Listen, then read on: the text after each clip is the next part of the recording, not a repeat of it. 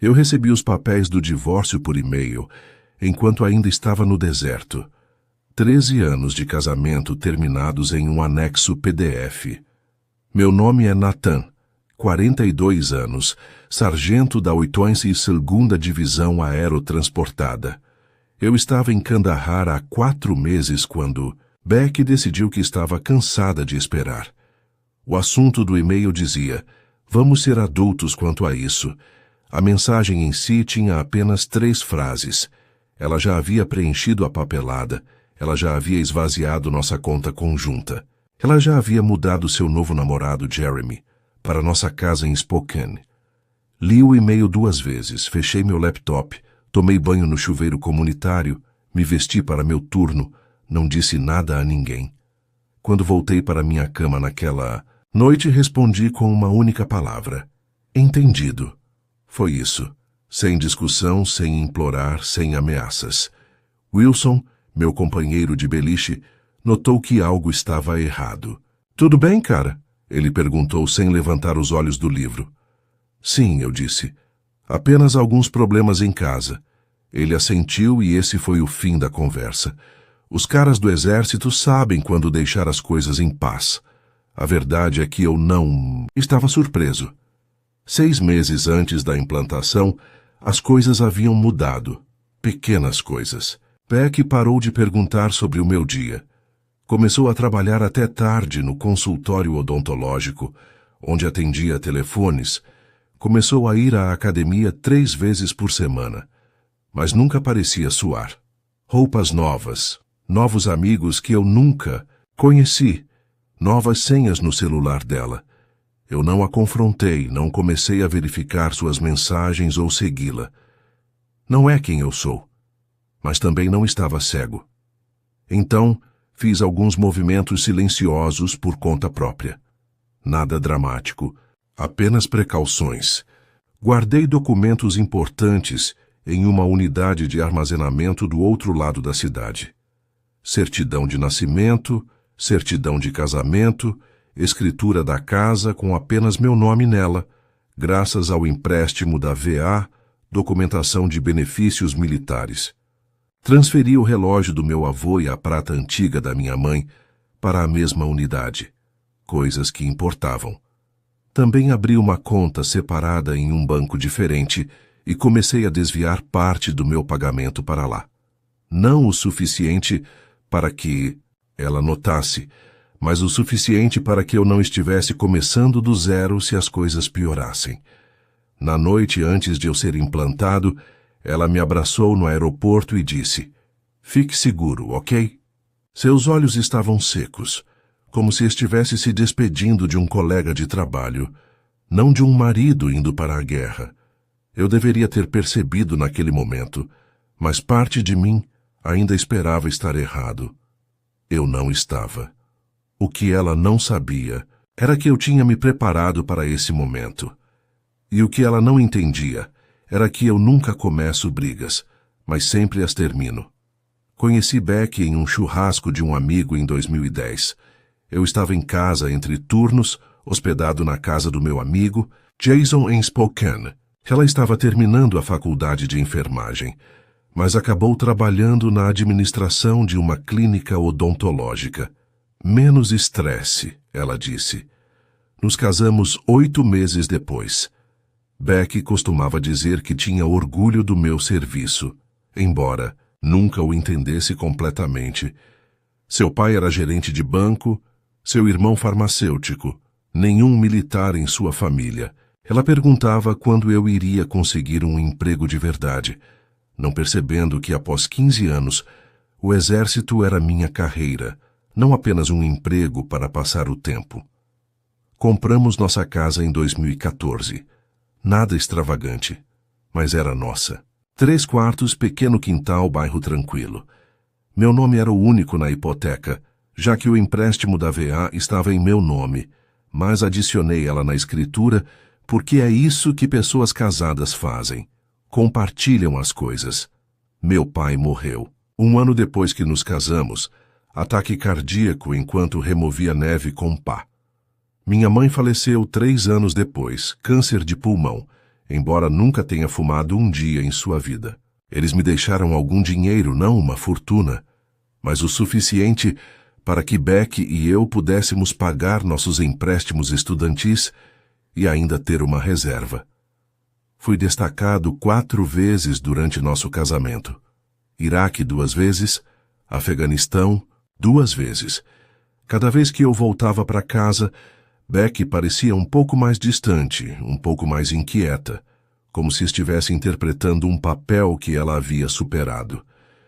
Eu não me inscrevi para ser esposa de militar. Ela me disse uma vez, depois que eu mencionei a possibilidade de me realistar por mais 4 anos. Estou cansada de ficar sozinha o tempo todo. Eu entendi isso, entendi mesmo, mas o exército era o único lugar onde eu sentia que realmente pertencia. Eu era bom no meu trabalho, as pessoas dependiam de mim. Em 2019, as coisas começaram a mudar. Pequenas coisas no início. Beck ficava irritada quando eu ligava durante suas noites com as amigas. Começou a falar sobre como sua amiga Melissa havia se divorciado do marido e estava vivendo sua melhor vida agora. Começou a fazer comentários sobre como não tínhamos realmente nada em comum. Sugeri aconselhamento. Ela disse que estávamos bem, apenas passando por uma fase. Então vieram as noites tardias no trabalho, os fins de semana com amigos que eu nunca conheci, as roupas novas, a academia que ela raramente usava. Eu deveria tê-la confrontado, mas não é assim que lido com as coisas. Nunca foi. Meu pai me ensinou a pensar antes de falar, a ter certeza antes de agir. Então observei e me preparei silenciosamente, porque meu instinto estava me dizendo que algo estava por vir, e nesta vida você aprende a confiar em seu instinto. 2 semanas depois de receber o e-mail do divórcio, eu estava sentado no refeitório quando meu telefone vibrou. Uma notificação do aplicativo do nosso banco. Outra retirada, $88.500, quase tudo o que restava. Coloquei meu garfo e abri o aplicativo. O saldo da conta conjunta havia caído para $22,37. Nossa poupança, $47.000 que construímos ao longo dos anos havia desaparecido completamente, transferida para uma conta que eu não reconhecia. Murphy, um dos caras da minha unidade, olhou de relance. Más notícias? Bloqueei meu telefone. Não, apenas algumas coisas da conta. Naquela noite, liguei para nosso banco da central telefônica da base. Descobri que Beck estava movendo dinheiro por semanas. Pequenas quantias no início, depois, maiores. As grandes transferências começaram no dia após minha implantação. Desliguei e fiquei no corredor por muito tempo, observando os caras rindo, ligando para seus filhos, suas esposas, seus pais. Vida normal acontecendo ao meu redor, enquanto a minha estava desmoronando. Foi quando Wilson me encontrou. Ouvi de Alvarez que você parecia ter visto um fantasma no jantar, ele disse. O que houve? Eu normalmente não compartilho coisas pessoais, mas Wilson havia me tirado de uma situação difícil em Kandahar uma vez. Eu confiava nele. Minha esposa esvaziou nossas contas e mudou o namorado dela para nossa casa, eu disse. Enviou os papéis do divórcio enquanto eu estava em patrulha, na semana passada. Wilson não me deu o habitual sinto muito, ou isso é difícil, ou você encontrará alguém melhor. Ele apenas perguntou, qual é o seu plano? Ainda não tenho certeza, eu disse.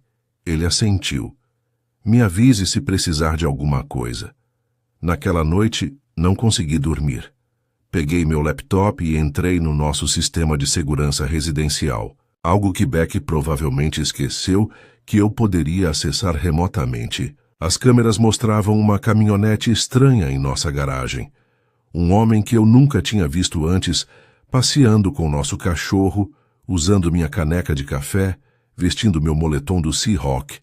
E lá estava Beck, rindo na cozinha que eu mesmo havia reformado durante minha última licença. Algo mudou dentro de mim. Não raiva exatamente, algo mais frio, mais claro.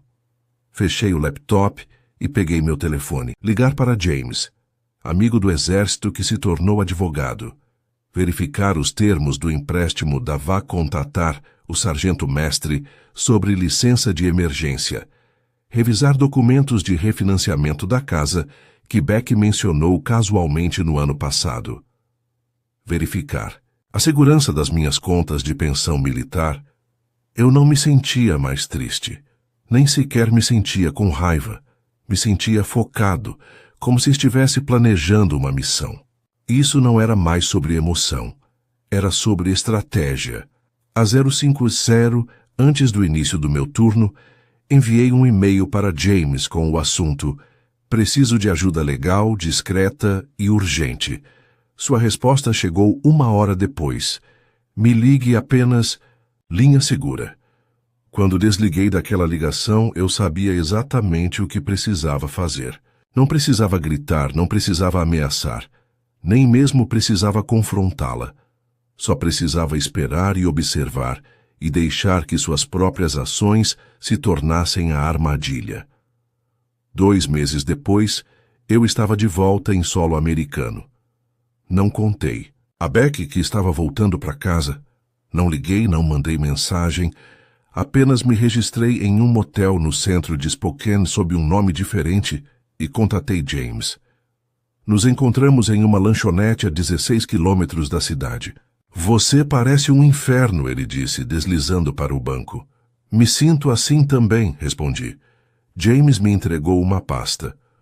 Tudo o que discutimos. A escritura da casa, documentos do empréstimo, extratos bancários e isto... Ele tirou um papel separado. Encontrei algo interessante quando estava investigando suas finanças. Era uma solicitação de refinanciamento com minha assinatura, exceto que não era minha assinatura, não exatamente. Alguém havia tentado copiá-la, mas errou detalhes. A inicial do meio estava errada, e o padrão do traço não era o meu. "Beck fez isso?", perguntei, embora já soubesse a resposta. James assentiu. 3 meses atrás, usou o patrimônio para sacar 330 mil reais.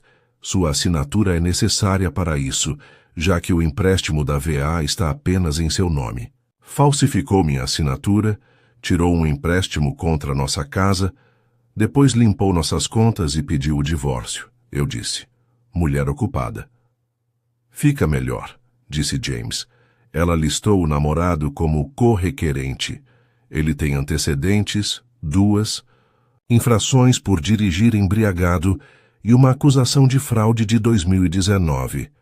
Respirei fundo. "Quais são minhas opções?" "Várias", disse James. "Mas primeiro você precisa decidir o que quer." Pensei sobre isso. "Quero o que é legalmente meu. E quero que ela entenda as consequências." James sorriu. "Então aqui está o que faremos. No dia seguinte passei de carro pela nossa casa. A caminhonete do namorado dela não estava lá, mas o carro de Beck estava na entrada. Estacionei na rua e observei por um tempo.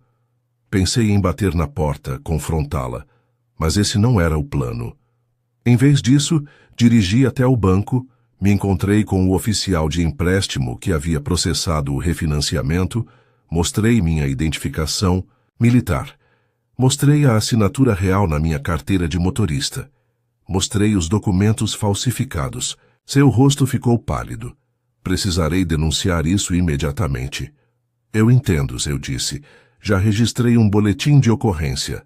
Naquela noite, recebi uma mensagem de texto de Beck. "Com quem você andou falando no banco?" Jeremy disse que alguém estava fazendo perguntas. Não respondi. No dia seguinte, fui ao cartório do condado. Registrei documentos contestando o refinanciamento devido à fraude. Registrei notificação formal de que nenhuma alteração na propriedade poderia ser feita sem minha presença. 2 dias depois, Beck ligou. Deixei ir para o correio de voz. "Nathan, precisamos conversar. O banco ligou sobre a casa. O que você está fazendo? Se isso é sobre o divórcio, podemos discutir como adultos." Como adultos. As mesmas palavras do e-mail dela. Eu ainda não. respondi. James ligou naquela tarde. Eles congelaram o dinheiro do refinanciamento. E tem mais. Seu namorado estava dirigindo seu caminhão, certo? Aquele que está em seu nome? Ele foi parado esta manhã dirigindo com a carteira suspensa por causa daquelas infrações por dirigir embriagado. Apreenderam o veículo. Bom, eu disse.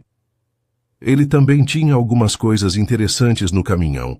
Blocos de receituários do consultório odontológico onde Beck trabalha. Eles não estavam em branco. Fechei os olhos. Ela tem roubado receituários? Parece que sim, a polícia está investigando. Desliguei e sentei na beira da cama do motel. Isso estava ficando maior do que eu esperava. Parte de mim queria ligar para Beck, avisá-la, velhos hábitos. Mas então me lembrei das imagens da câmera de segurança. Minha casa, meu cachorro, minha vida, dados como se não significassem nada. Não, este era o caminho agora. Eu não podia voltar atrás e honestamente não queria. Me encontrei com o investigador de fraudes do banco no dia seguinte. Seu nome era Thompson. Um cara baixo com olhos cansados e uma mancha de café em sua gravata. Isso acontece com mais frequência do que você imagina, ele disse, espalhando documentos pela mesa. Cônjuge é destacado. O outro cônjuge vê uma oportunidade. O que acontece agora? Perguntei. Congelamos os fundos do refinanciamento fraudulento, mas há um problema. Parte do dinheiro já foi. Quanto? Cerca de metade. 147.600. Me inclinei. Para frente. Para onde foi? Thompson hesitou.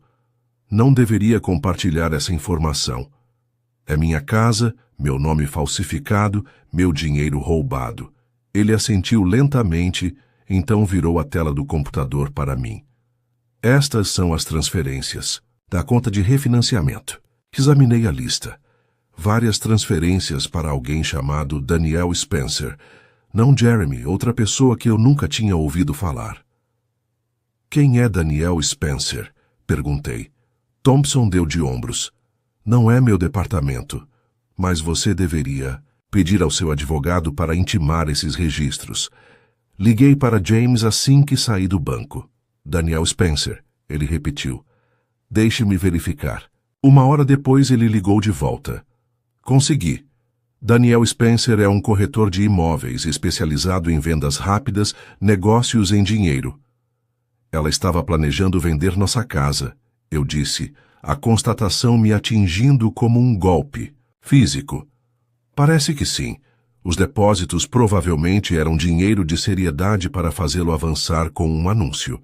Mas é aqui que fica interessante. Spencer já fez negócios com Jeremy Ryan antes. Jeremy Ryan é... Sim, o namorado da sua esposa. Eles fecharam 3 negócios juntos nos últimos 2 anos. Sentei em um banco do parque tentando processar. Isso? Então isso não era apenas Beck me deixando por algum cara. Isso era o quê? Uma operação planejada? Talvez, disse James cuidadosamente. Fiz algumas pesquisas sobre Jeremy Ryan. Ele tem um padrão. Se envolve com mulheres passando por divórcio ou com cônjuges destacados. 3 casos que encontrei até agora. Cada vez, a casa da mulher é vendida bem abaixo do valor de mercado. Para um dos clientes de Spencer, Ryan recebe uma parte e depois segue em frente. E Beck, ela sabia sobre isso? Difícil dizer. Talvez ela seja uma vítima também. Ou talvez ela esteja envolvida. Esfreguei meu rosto. Isso não era mais apenas sobre Beck me trair. Era algo maior, algo calculado. E outras famílias militares haviam sido vítimas. O que fazemos? Perguntei.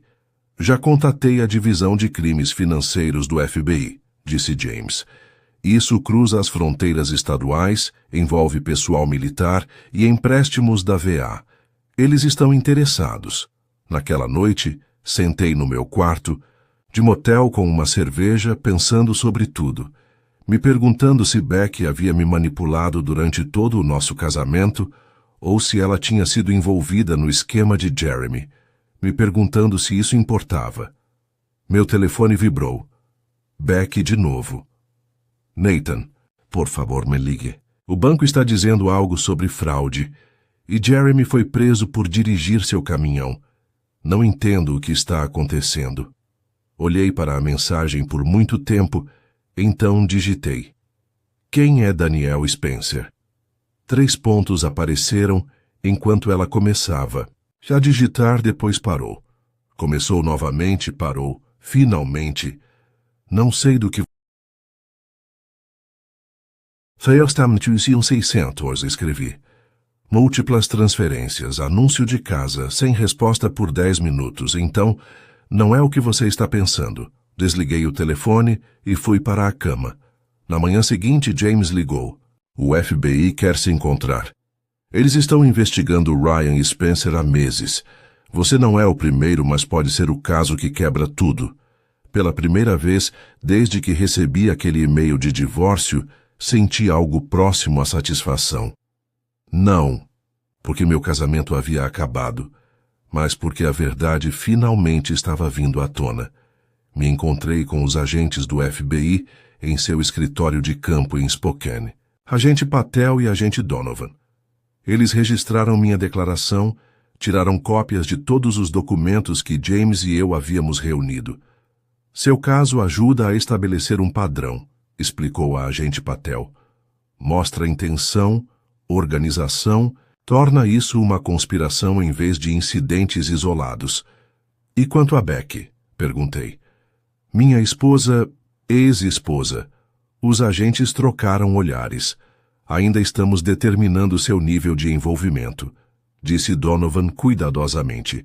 Ela alguma vez mencionou dificuldades financeiras, pressão para vender a casa? Pensei.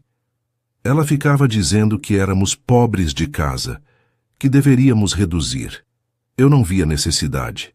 Nossas prestações da hipoteca eram administráveis, com o meu salário. Patel fez uma anotação. Quando isso começou? Cerca de 6 meses atrás, por volta da época em que ela deve ter conhecido Jeremy. E o refinanciamento? Perguntou Donovan. Nunca discutiu isso comigo. Ela falsificou minha assinatura enquanto eu estava destacado. Eles fizeram mais perguntas, tomaram mais notas. Quando terminamos, Patel me entregou seu cartão. Entraremos em contato. Enquanto isso, não confronte sua esposa ou Ryan. Precisamos construir este caso cuidadosamente. Assenti. Entendido. Naquela noite, dirigi até nosso bairro novamente. Estacionei na rua da nossa casa. A caminhonete de Jeremy estava de volta. Devia ter conseguido tirá-la do pátio de apreensão. O carro de Beck havia sumido. Meu telefone vibrou. Mensagem de texto de Beck.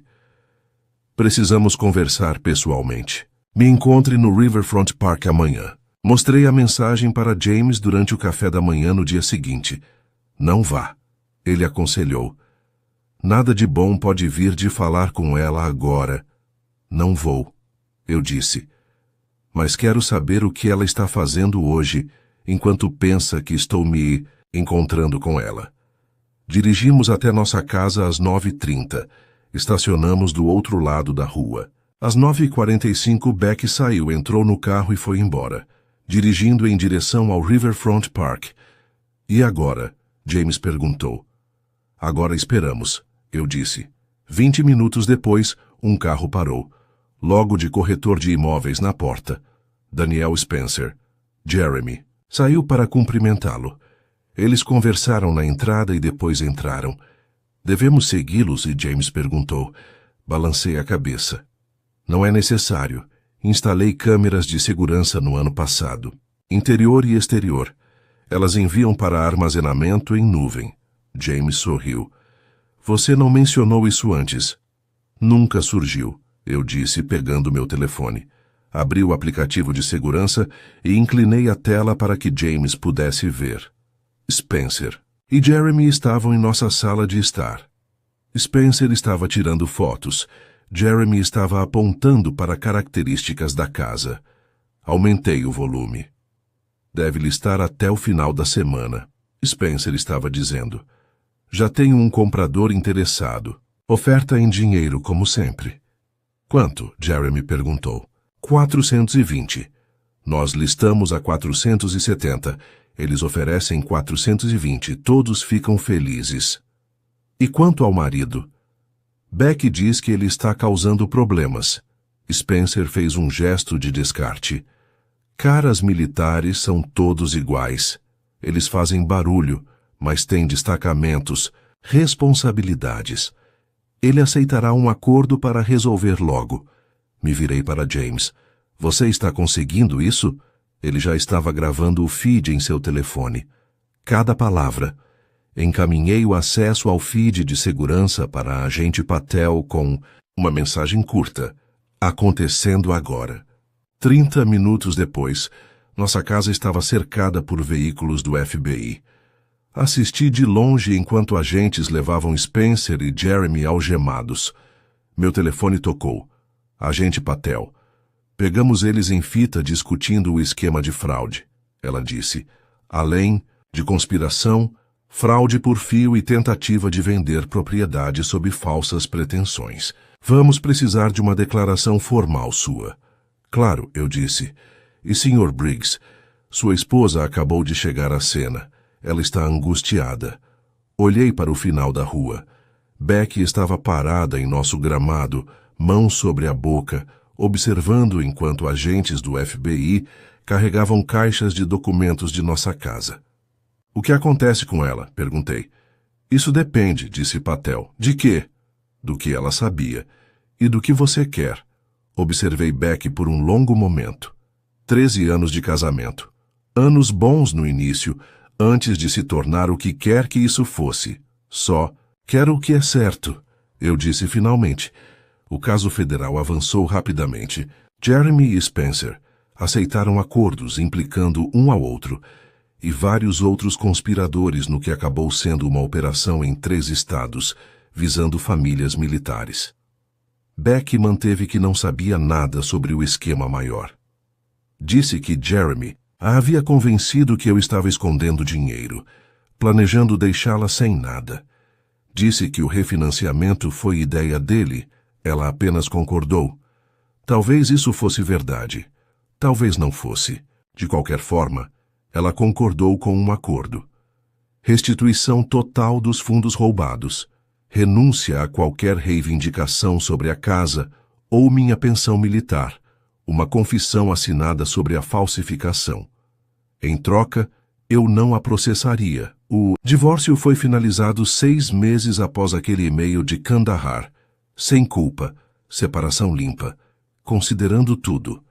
No dia em que a última papelada foi assinada, recebi uma ligação da agente Patel. Jeremy Ryan foi sentenciado hoje. 8 anos por fraude, conspiração e roubo de identidade. Spencer pegou 12. Pensei que você gostaria de saber. Obrigado, eu disse. Há mais uma coisa, ela acrescentou. Encontramos evidências de que eles fizeram isso com 11 outras famílias militares. Seu caso nos ajudou a estabelecer o padrão. Essas famílias podem recuperar seu dinheiro por causa de você. Depois que desligamos, sentei na varanda do meu apartamento alugado, observando o pôr do sol, pensando naquelas outras famílias, outros homens que foram destacados, pensando que suas casas e casamentos estavam seguros, apenas para voltar para o vazio. Eu não havia planejado ser aquele que derrubaria a operação de Jeremy e Spencer. Eu só queria o que era meu, mas às vezes as coisas funcionam de maneiras que você não espera. Meu telefone vibrou. Mensagem de texto de Beck. Nunca quis que as coisas terminassem assim. Não respondi.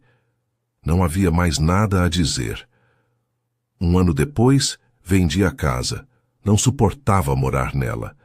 Muitas memórias, muita traição naquelas paredes. Usei o dinheiro para comprar uma pequena cabana nos arredores de Missoula, Montana. 2 quartos, 4 hectares de terra, um riacho correndo atrás. 100 vizinhos por quilômetros. Me aposentei mais cedo do exército. 20 anos eram suficientes. Eu havia dado o suficiente. Arranjei um cachorro pastor alemão chamado Scout. Comecei a fazer trabalhos de carpintaria para moradores locais. Nada extravagante, mas mantinha minhas mãos ocupadas e pagava as contas. Minha pensão militar cobria o resto. Às vezes eu pensava em Becky, me perguntava onde ela tinha acabado. James ouviu que ela havia voltado para sua cidade natal no Oregon, trabalhando em outro consultório odontológico. Recomeçando, eu acho. Eu não a odiava mais. Na verdade, não sentia muito a respeito dela. Ela havia feito suas escolhas, e eu as minhas. Uma noite recebi uma carta de uma mulher em Fort Worth. Seu marido estava na marinha, destacado quando Jeremy e Spencer tentaram executar seu esquema nela. O FBI havia dado meu nome a ela como parte do caso. Você não me conhece, ela escreveu, mas você salvou nossa casa. Obrigada por lutar quando teria sido mais fácil simplesmente ir embora. Li 2 vezes, depois prendi na minha geladeira. Alguns dias, quando o silêncio ficava muito alto, ou as memórias muito intensas, eu olhava para aquela carta e lembrava que algo bom havia surgido de tudo isso. Pelo que soube, Jeremy ainda estava na prisão. Spencer também. O sistema funcionou pela primeira vez. Quanto a mim, eu estava encontrando o meu caminho adiante, um dia tranquilo de cada vez.